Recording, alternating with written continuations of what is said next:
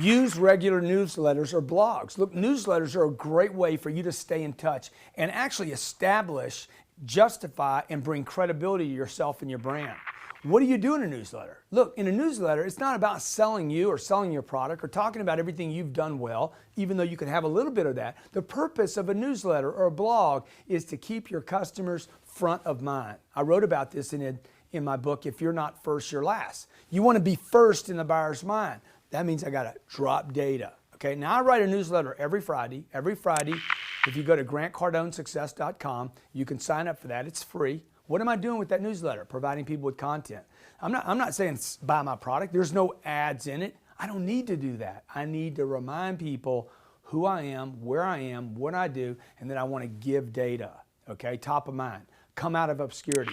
Remember the percentage of people that you have that are just wandering around for 12 months. I think the number's like almost 20% of the clients that you talk to today won't buy for 3 months. 80% might not buy in the first year. Some 79% may never convert. I mean, these are crazy numbers. So what do you want to do? Keep dripping, keep paying attention to them. Newsletters should be filled with helpful information, advising people mistakes. Hey, when you go to buy this, these are the mistakes to look out for, or what to look out for, or what kind of company is a good company to do with, or how to validate that it's a good company or a good product, how to find the right place to go to, or the right place to live if you're in real estate, or the zip codes to avoid, or the best school systems if you're in real estate. You see what I'm saying? I'm using information that any home buyer would want. If it's mortgages you're doing, talk about LIBOR rates, treasuries. Stay in your space, be the pro. Maybe you want to give people your best pick of the week for the house, the car, the plumbing, the house you worked in, the customer you had. I mean, it's just an endless list of things you can do.